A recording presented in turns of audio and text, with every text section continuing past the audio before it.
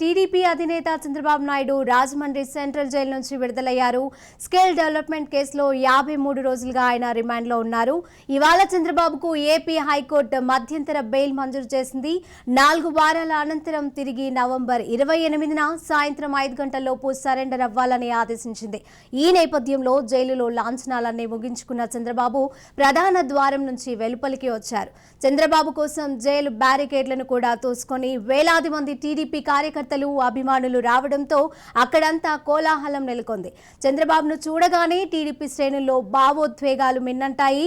జై చంద్రబాబు అంటూ నినాదాలతో జైలు పరిసరాలు మారుమోగిపోయాయి. సింహం వచ్చింది అంటూ కొందరు నినాదాలు చేయడం కనిపించింది. చంద్రబాబు జైలు నుంచి బయటకు వచ్చిన అనంతరం మద్దతుదారులకు పార్టీ శ్రేణులకు అభివాదం చేశారు. అచ్చెన్నాయుడు తదితర ముఖ్య నేతలతో మాట్లాడారు. జైలు నుంచి వెలుపలికి వచ్చిన చంద్రబాబును చూడగానే టీడీపీ నేతల్లో ఆనందం పొంగిపొర్లింది. ఆయన్ను ఆత్మీయ ఆలింగనం చేసుకుని సంతోషం వ్యక్తం చేశారు.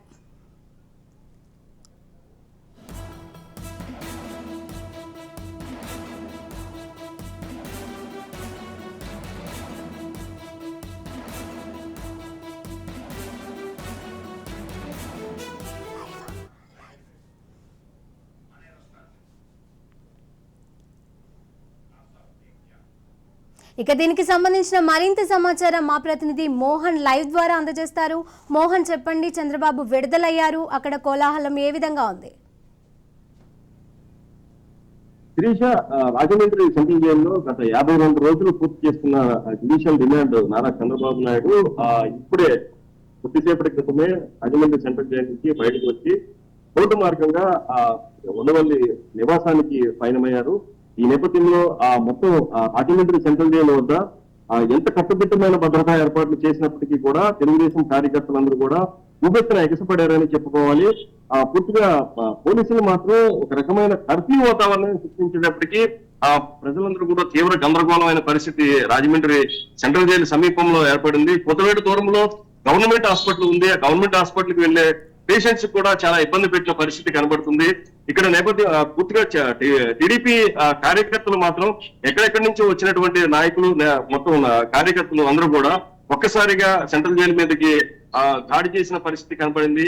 అక్కడ ఉన్నటువంటి మొత్తం చంద్రబాబు నాయుడు చూడాలని చెప్పేసి మహిళలు అయితే కంటితో ఏడ్చిన పరిస్థితి కనబడుతుంది. అక్కడ అందరూ కూడా చాలా ఆధాదృక్పథమైన పరిస్థితుల్లో చంద్రబాబు చూసి చెలించిపోయినట్లుగా చెప్పుకోవచ్చు.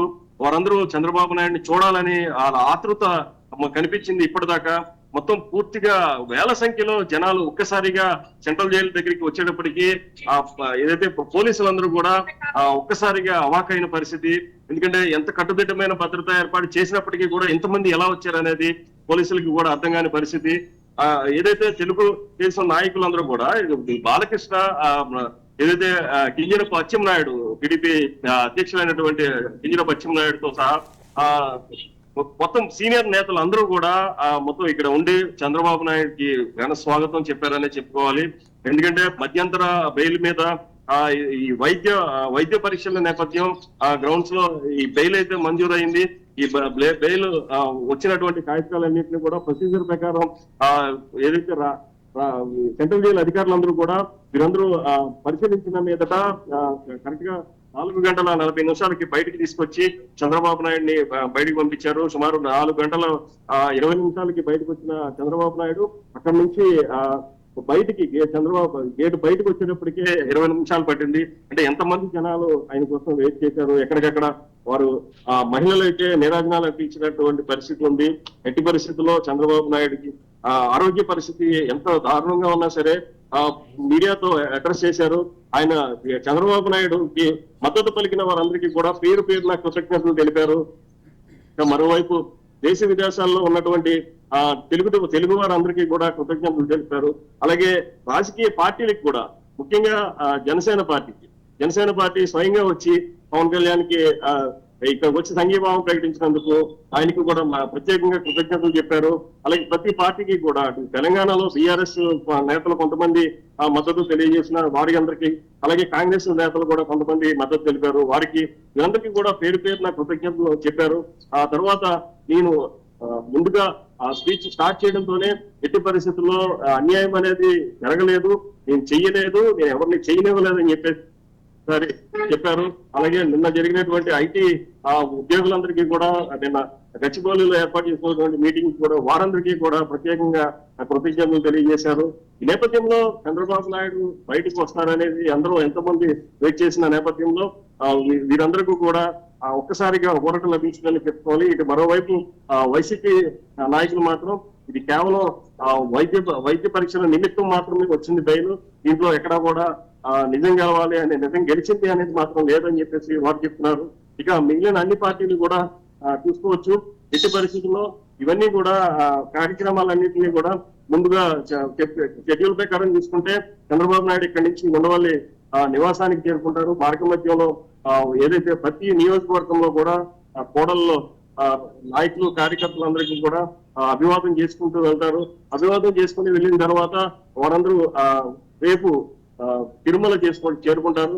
రేపు సాయంత్రానికి తిరుమల చేరుకొని నైట్ అక్కడ బస చేసి తిరుమలలో బస చేసి ఎల్లుండి ఉదయం తెల్లవారుజామున తిరుమల శ్రీవారి దర్శనం చేసుకొని అక్కడి నుంచి హైదరాబాద్ వైద్య పరీక్ష నిమిత్తం ఎల్వి ప్రసాద్ హాస్పిటల్కి వెళ్ళి ఆ కంటి పరీక్ష ఏదైతే ఒక కంటికి ఆల్రెడీ సర్జరీ చేసినటువంటి నేపథ్యంలో రెండవ కంటికి చేయాల్సిన పరిస్థితి ఉందని చెప్పేసి వైద్యులు ప్రకటించిన నేపథ్యంలో ఎల్వి ప్రసాద్ హాస్పిటల్లో ఎల్లుండ ఉదయం వెళ్ళి పరీక్షలు నిర్వహించే పరిస్థితి ఉంది. అక్కడి నుంచి మొత్తం ఏదైతే చంద్రబాబు నాయుడుకి ఉన్నటువంటి మిగిలిన టెస్ట్లన్నింటిని కూడా కంప్లీట్ చేసుకొని ఆయన కొంత మేరకు బాగున్న పరిస్థితి కనపరిచిన తర్వాత అప్పుడు ఏదైతే వైద్య పరీక్షలు అన్నింటిలో కూడా ఏదైతే నార్మల్ రిపోర్ట్ వచ్చిన తర్వాత మాత్రమే మళ్ళీ 4 వారాలు ఈ టెస్ట్లన్నీ చేసుకొని నార్మల్ పరిస్థితికి వచ్చిన తర్వాత మళ్ళీ జైలుకి రావాలని చెప్పేసి ఆంక్షలు అయితే విధించినటువంటి ఆంక్షలతో కూడినటువంటి బెయిల్ మంజూరైంది. ఈ ఆంక్షల్లోనే క్లియర్ గా మ్యాజిస్ట్రేట్ చెప్పడం జరిగింది. న్యాయమూర్తి చెప్పిన వివరాల ప్రకారం చూసుకుంటే పరీక్షలు చేయించిన వైద్య పరీక్షలు చేసినటువంటి వీరన్నింటినీ కూడా సీల్ కవర్ లో మళ్ళీ జైలు అధికారులకి సమర్పించాలని చెప్పేసి చెప్పారు. అలాగే ఆ జైలు అధికారులు కూడా కోర్టుకి సబ్మిట్ చేయాలని చెప్పేసి జైలు అధికారులు కూడా ఇన్స్ట్రక్షన్స్ ఇచ్చారు. ఈ నేపథ్యంలో ఇప్పుడు షరతులతో కూడినటువంటి బెయిల్లో కూడా చూసుకుంటే మనం ఏదైతే రాజకీయ కార్యక్రమాలకి రాజకీయ పదవులు రాజకీయ ప్రసంగాలకి దూరంగా ఉండాలని చెప్పేసి ఏదైతే రాజకీయ ప్రసంగాలు చేయకూడదని చెప్పేసి కోర్టు ఆంక్షలు అయితే విధించింది. ఈ నేపథ్యంలో రాజకీయ పరమైన ఏదైతే తీర్మానాలు కానీ రాజకీయ పరమైన సభలు కానీ నిర్వహించకూడదని చెప్పేసి చాలా క్లియర్ గా చెప్పారు. ఈ నేపథ్యంలో పూర్తిగా కుటుంబం నేపథ్యంలోనే ఉంటారు. అలాగే వైద్య పరీక్షల నేపథ్యంలోనే చంద్రబాబు ఉంటారని చెప్పేసి చెప్తున్నారు. అలాగే ఆయన బాగుంటే డెఫినెట్ గా భవిష్యత్తుకి అభివృద్ధి ఉంటుందని చెప్పేసి తెలుగు తమ్ములందరూ కూడా కోరుకుంటున్నారు. ఈ నేపథ్యంలో చంద్రబాబుకి పూర్తి ఆయుధారోగ్యాలు ఇవ్వాలని చెప్పేసి ఇప్పటికే చాలా మంది గుళ్ళలో పూజలు కూడా చేస్తున్నారు, హోమాలు చేస్తున్నారు. ఈ నేపథ్యంలో చంద్రబాబు మరిన్ని రోజుల్లోనే నార్మల్ సిచ్యువేషన్ కి వచ్చి పూర్తిగా కార్యక్రమాలన్నింటిలోకి వస్తారు. ఎందుకంటే న్యాయ పోరాటం అనేది ఖచ్చితంగా జరుగుతుంది. ఏదైతే ఇప్పుడు జరిగినటువంటి మధ్యంతర బెయిల్ వచ్చింది, దీంట్లో మెయిన్ బెయిల్ పిటిషన్ కూడా పెండింగ్ లో ఉంది, తీర్పు కూడా పెండింగ్ లో ఉంది. ఆ తర్వాత సుప్రీంకోర్టులో రిమాండ్ స్క్వాష్ అనేది అది కూడా పెండింగ్ లో ఉంది. రిమాండ్ స్క్వాష్ వస్తే ఈ షరతులన్నీ కూడా కొట్టుకుపోతాయని చెప్పేసి వీళ్ళందరూ చూస్తున్నారు. టీడీపీ నేతలందరూ కూడా ఈ రిమాండ్ స్క్వాష్ మీద ఎక్కువగా ఫస్ట్ నుంచి కూడా దీని మీద టీడీపీ లీగల్ సెల్ కూడా దీని మీద ఫైట్ చేసింది. ఈ ఫైట్ చేసిన నేపథ్యంలో లీగల్ సెల్ అధికారులందరూ న్యాయవాదులందరూ కూడా స్క్వాష్ వచ్చిన తర్వాత డెఫినెట్ గా ఇవన్నీ కండిషన్స్ అన్ని పోతాయని చెప్పేసి చెప్తున్నారు. ఇవన్నీ చూసుకుంటే చంద్రబాబు నాయుడు బయటకు రావడం టీడీపీ శ్రేణుల్లో ఒక్కసారిగా జోష్ నింపిందని చెప్పుకోవాలి. ఇటు భువనేశ్వరి కూడా ఉండవల్లి ఇప్పటికే నివాసానికి చేరుకున్నట్లు తెలుస్తుంది. ఉండవల్లిలో అక్కడ కలిసి ఇక్కడ విజయనగరం నుంచి నేరుగా ఉండవల్లి లేదని చెప్పేసి చెప్తున్నారు.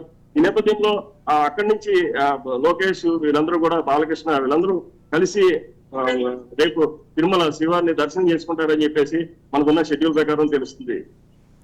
అలాగే మోహన్, అంటే అటు ఏపీ ప్రజలు అవ్వచ్చు, ఇటు తెలంగాణ ప్రజలు అవ్వచ్చు, చంద్రబాబు అరెస్ట్ అయినప్పటి నుంచి ఇప్పటి వరకు తను విడుదలవ్వాలని ఎన్నో పూజలు చేశారు, ఎన్నో సంఘీభావంగా ఎన్నో కార్యక్రమాలను కూడా చేపట్టారు. వీరిని ఉద్దేశించి ఏమైనా మాట్లాడారా? ఖచ్చితంగా సంఘీభావం చెప్పిన మీరు అన్నట్టు శిరీష, డెఫినెట్ గా సంఘీభావం తెలిపిన వారందరికీ కూడా పేరు పేరున కృతజ్ఞతలు తెలిపారు. ఎంతో మంది తెలుగు వారందరూ ఇటు రాష్ట్ర ప్రజలు కావచ్చు, పక్క రాష్ట్రాల్లో ప్రజలు కావచ్చు, దేశంలోని దేశ విదేశాల్లో ఉన్నటువంటి తెలుగు వారందరూ కూడా చంద్రబాబు నాయుడు బయటకు రావాలని చెప్పేసి పూజలు చేసిన సందర్భాలు చాలా కార్యక్రమాలు మనం చూసాం. వీరందరికీ కూడా పేరున ప్రత్యేకంగా ఆయన కృతజ్ఞతలు చెప్పారు. డెఫినెట్ గా వీరందరినీ గుర్తుపెట్టుకున్నట్లుగానే ఆయన మాట్లాడిన ప్రసంగం అయితే చూసుకోవచ్చు.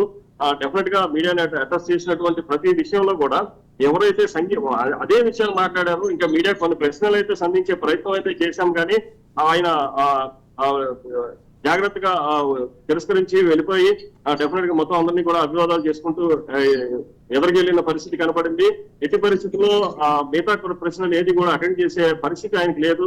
ఆయన కూడా హెల్త్ రీత్యా కొంత రెస్ట్ తీసుకోవాల్సిన ఆవశ్యకత ఉందని చెప్పేసి సీనియర్ నేతలందరూ కూడా మృదువుగా చెప్పడంతో మీడియా కూడా ఆగిపోవడం జరిగింది. ఈ నేపథ్యంలో పూర్తిగా చంద్రబాబు నాయుడు మరిన్ని రోజుల్లో మరి నార్మల్ అయిన తర్వాత ప్రతి విషయాన్ని కూడా చెప్తారని చెప్పుకోవచ్చు.